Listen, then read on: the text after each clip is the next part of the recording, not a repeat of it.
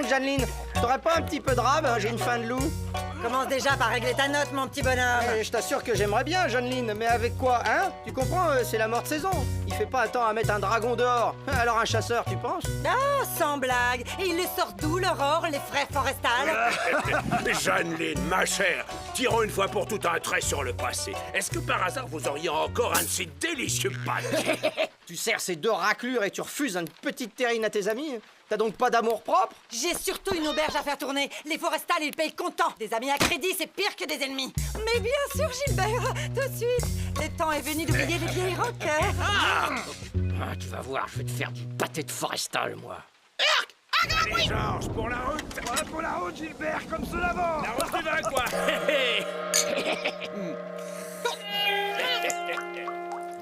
Mais ce sont les armoiries de Bismuth, le royaume de Gragnon. Ton vieil ami, le prince charmant, tu sais. Ouais, ce chevalier niais, ridicule et vaniteux qui casse le marché en travaillant gratos. Oyez, oyez, gentils messires et gentes demoiselles. Le royaume de Bismuth recherche des chasseurs de dragons. Ouais, Jeanneline. Eh bien, l'ami, on peut dire que c'est votre jour de chance. Figurez-vous que nous sommes les meilleurs chasseurs de dragons de toute la contrée. Mais j'y pense, vous devez être affamé après avoir parcouru une si longue et pénible route. Et alors, qu'est-ce qu'il boit, le jeune homme? Alors, des carafes et aussi des jambons, des poulardes, des terrines et un délicieux pâté de Borbac. C'est ma tournée aubergiste. Ah ouais? Et comment tu comptes payer? Comment tu comptes payer? Elle est bien bonne, celle-là. On est sur un coup, Jeanneline, fais-moi confiance. À chaque fois que je t'ai fait confiance, Guizdo, ça a failli me coûter mon commerce. Écoute, si cette fois ça ne marche pas, je m'engage solennellement à faire la vaisselle pendant 6 mois. Ah non. C'est bon, top là.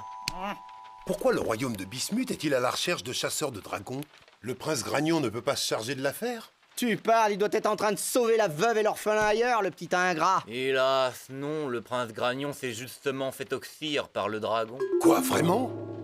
Nom d'un bulgare, mais c'est bien ça, oui, non, enfin, je veux dire, c'est bien dommage pour le prince. Ses parents offrent donc une grosse récompense à quiconque vengera leur fils entre-ci dans la baie. Seulement des chasseurs assez téméraires pour affronter ce dragon, ça ne court pas les héros. Non, mais ça remplit les tavernes. Jeanneline, le petit frère. Trêve de bavardage, qu'est-ce que vous diriez d'une chambre douillette pour la nuit? Allez, hop! Mais je dois aller m'enquérir d'autres chasseurs, moi. C'est pas la peine, vous avez déjà les meilleurs.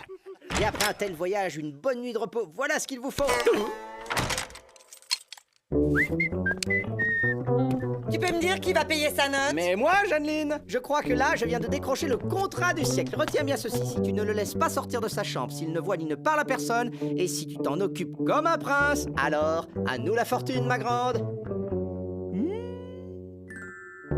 Pourquoi est-ce que j'ai l'impression que j'ai déjà entendu ça plus d'une fois?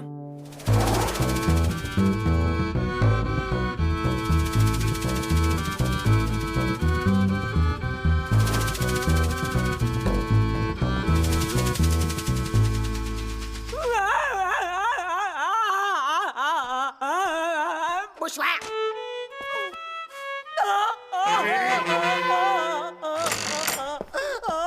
Messire Guizdo et Lianchou, chasseurs de dragons de Loretta. Agravouille, maxi classe.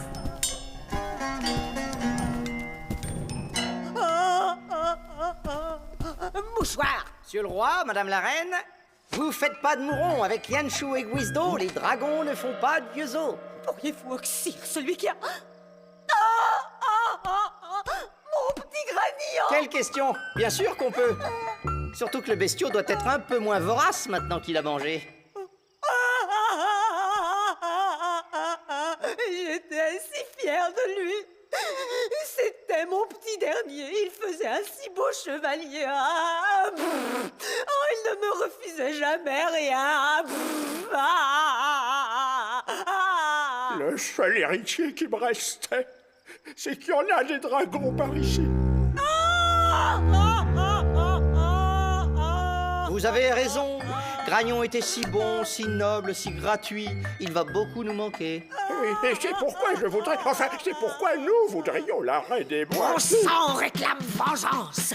Comptez sur nous pour apporter à votre illustre lignée tout le réconfort qu'elle mérite, Majesté. D'autant plus que votre fils, le valeureux Gragnon, était un bon ami. Signé ici, ici et là. Dites donc, je trouve que c'est très très cher pour un ami. Mais votre majesté, Gragnon était un ami très très cher. C'est bon, mais c'est bien parce que je suis très malheureuse. Eh.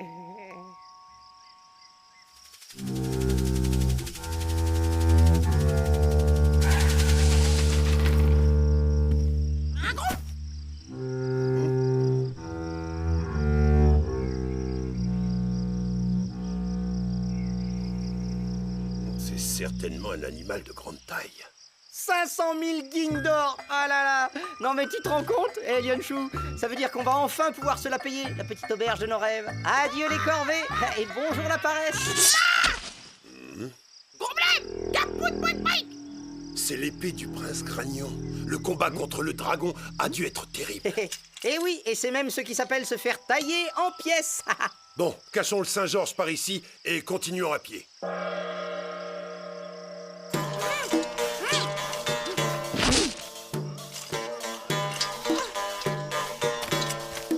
Arrête tout le boulot!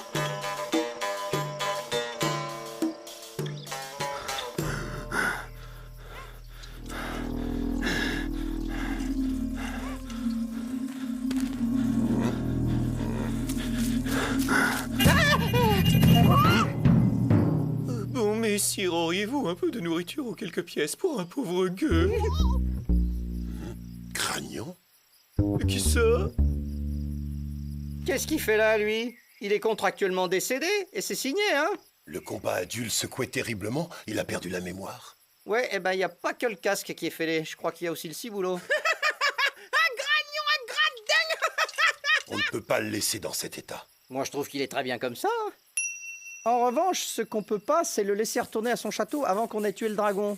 Oui, parce que sinon, c'est bien simple. On peut déjà dire adieu à la fortune. Quoi? Vous avez de la fortune? Dis-moi, le gueux, dis-moi un peu, ça te botterait de nous accompagner à la chasse au dragon? Oh non, c'est trop dangereux! Tu as raison, il a déjà combattu le dragon. Il pourra peut-être nous renseigner. Ouais, et puis c'est surtout une sacrée aubaine pour un rustre comme lui de pouvoir servir deux grands chasseurs de dragons comme nous. Et une épée supplémentaire sera la bienvenue, au cas où, avec un peu de chance, il retrouve la mémoire. Avec un peu de chance, il se fera... il retrouvera la mémoire, oui, mais le plus tard sera le mieux.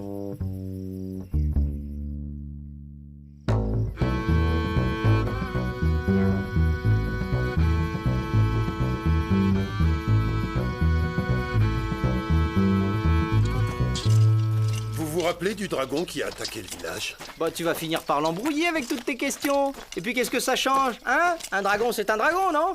Oui, il était gigantesque. Maman le remuait au-dessus de mon assiette en disant « Si tu ne manges pas, c'est le vilain dragon qui va te manger. » J'avais tellement peur. Hein? C'est vrai, on oublie trop souvent qu'un prince, ça n'a pas une enfance facile. Bon, c'est pas aujourd'hui qu'il va montrer son nez, le dragon.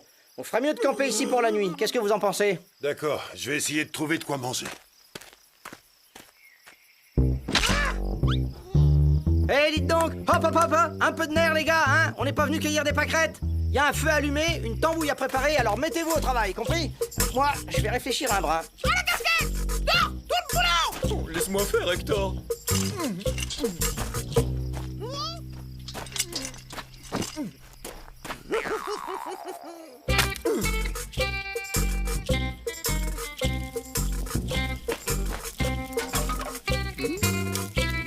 Agnon, bon docteur! Toi aussi, Hector, tu es mon ami. Dis-moi, Guizdo, combien de temps comptes-tu garder Gragnon avec nous? Il faudra bien qu'il retourne un jour dans son château. Oui, bien sûr, je sais pas. Quand on aura touché la récompense. Je ne trouve pas ça très honnête, Guizdo. Et alors? Il faut qu'on trime pour gagner notre croûte, nous. Gragnon, lui, il est né riche, tu trouves ça juste, toi? Tu trouves ça honnête, hein? Dis donc, Hector, tu crois peut-être qu'on te paie à ne rien faire? Mais enfin, Guizdo, on ne le paie pas, Hector. Bien sûr qu'on ne le paye pas, puisqu'il ne fait rien.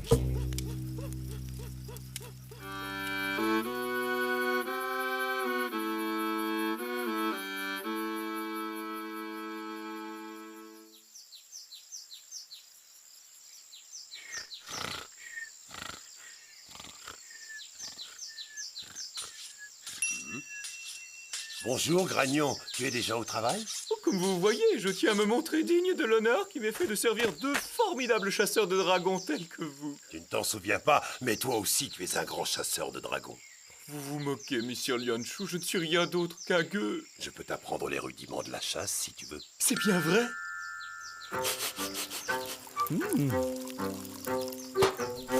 Oh, merci Hector.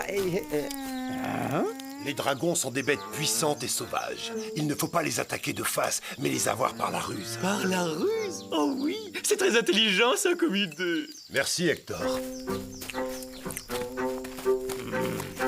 Par exemple, il faut se placer face au vent pour ne pas être trahi par son odeur, ou bien encore dos au soleil pour les éblouir par la lumière. Lianshu, je peux te parler une seconde?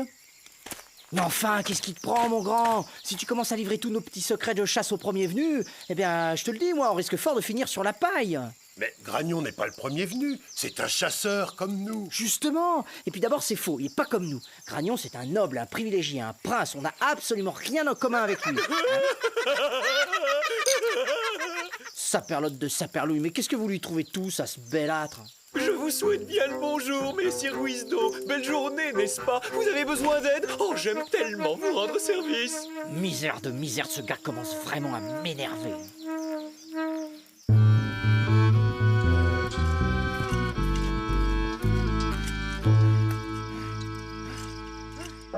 C'est un Apis cornelius bellicarius. On le reconnaît à la forme de ses pattes fourchues. Vu la profondeur des empreintes, il doit être de belle taille.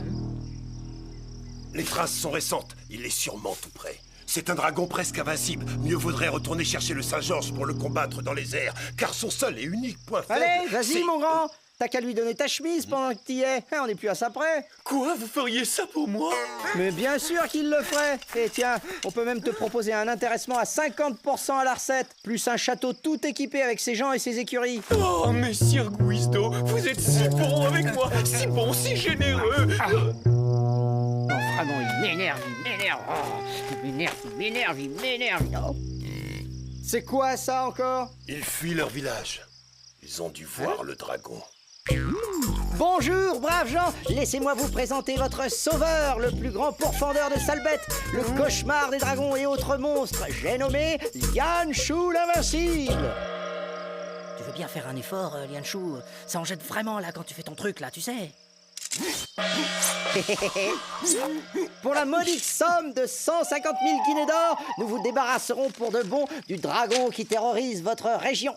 Mais enfin, Guisdo, on a déjà un contrat pour ce dragon. Ça, je le sais bien, mon vieux, mais il faut bien tenir compte de tous nos frais. Gragnon, ça fait une bouche de plus à nourrir. Mais nous, on n'a pas une telle somme, mon pauvre monsieur. Et on croule sous les taxes et les impôts. La reine de Bismuth et toute sa clique ne nous laissent que les yeux pour pleurer. Et son fils, le prince Gragnon. Vous croyez qu'il viendrait défendre ses gens contre le dragon? Pensez-vous, il est bien trop occupé à se parfumer et à se mirer dans la glace, cette espèce de poseur. Ce prince Gragnon me semble être un bien mauvais bougre, ma foi. Je ne te le fais pas dire, mon vieux. On se serait pas déjà vu quelque part? Soyez rassurés, mes braves gens, car messire Guisdo et Lianshu vont vous débarrasser de ce dragon, et ce gratuitement, ne vous en déplaise, car ce sont des âmes nobles. Oh, décidément, même débile, il reste toqué. Pour se permettre de bosser gratos, c'est pas l'âme qui doit être noble. Non, c'est le sang et la fortune qui va avec.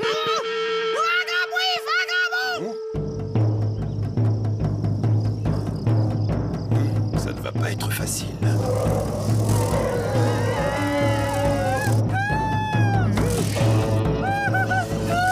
Tenez bon, gentes dames, j'arrive. Taillon.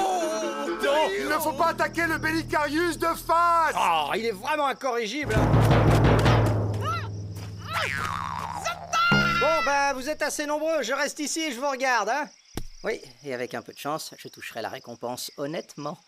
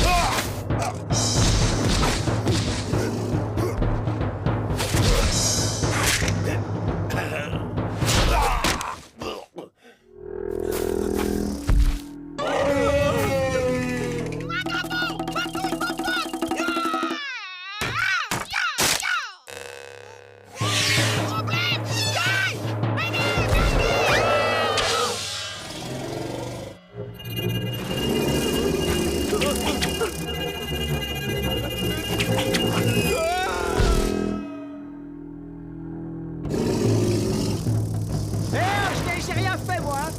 Ben, je les connais même pas. Au secours! Yanchou!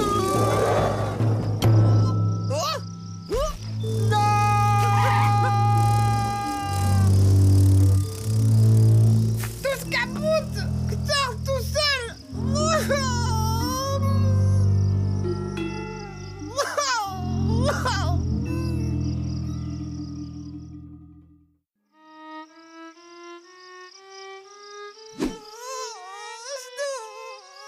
Oh là, quelqu'un a pas le sang bleu? Mais enfin, Hector, aidez-moi, que diantre! Vous voyez bien que je suis dans l'embarras, et de plus, j'ai reçu un gros coup sur la tête.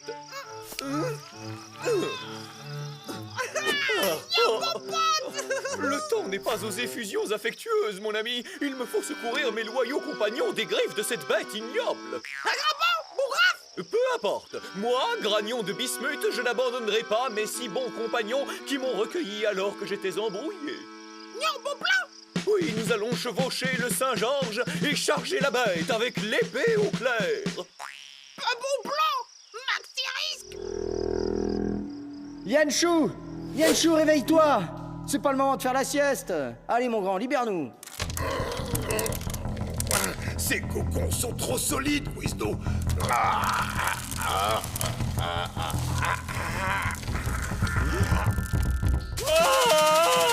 Bon, qu'est-ce qu'on fait alors? On attend gentiment que le dragon revienne pour nous manger?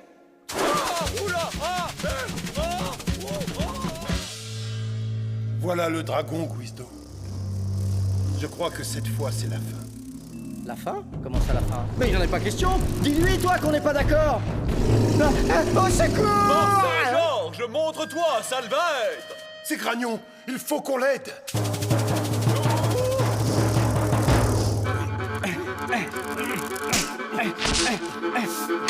Et attends-moi, Yanchou!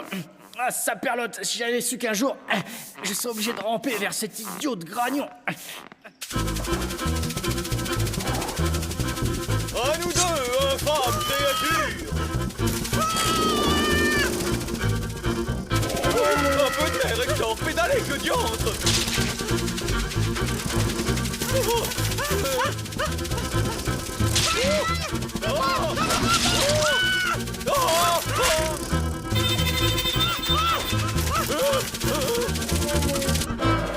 C'est qu'il s'en tire pas trop mal, le noblio. Sa façon de piloter est trop brutale, bien sûr, mais c'est pas si mal. Oui, seulement il ne connaît pas le point faible du Bellicarius.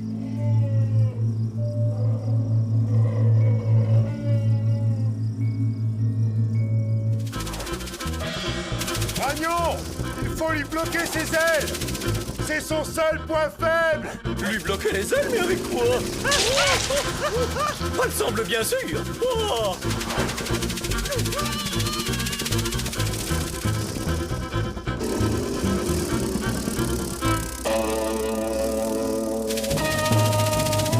Taillot! Taillot! Pour la gloire!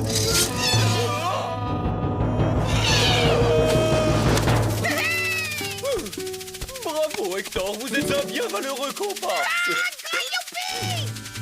Quel chasseur! Hein? Tu parles? T'as vu dans quel état il a mis le Saint-Georges?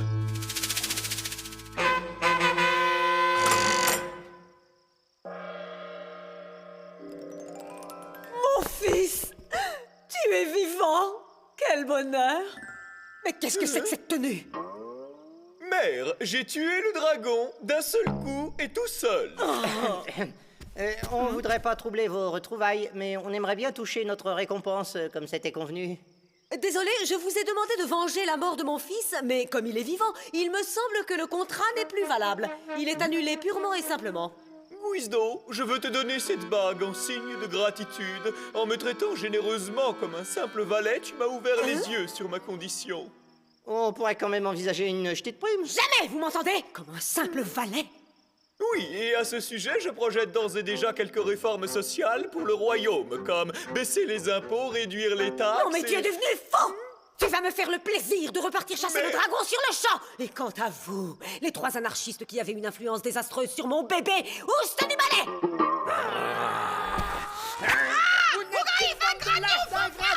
Venez, laissons Gragnon retrouver sa famille.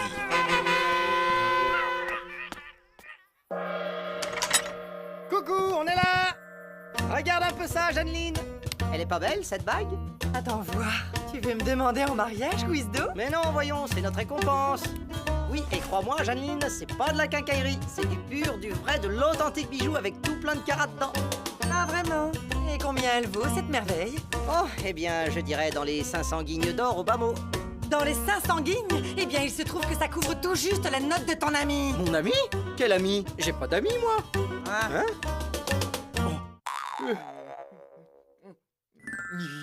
Mais attends, Jeanneline, je crois qu'il y a un malentendu, là. Quel malentendu! J'ai très bien entendu! Tu m'as demandé de servir ce type de façon royale et de le laisser partir sous aucun prétexte. Moi, je n'ai fait que t'obéir à la lettre. Ah, Yanchou, retiens-moi ou c'est à mes instincts de chasseur que je peux obéir. Ah.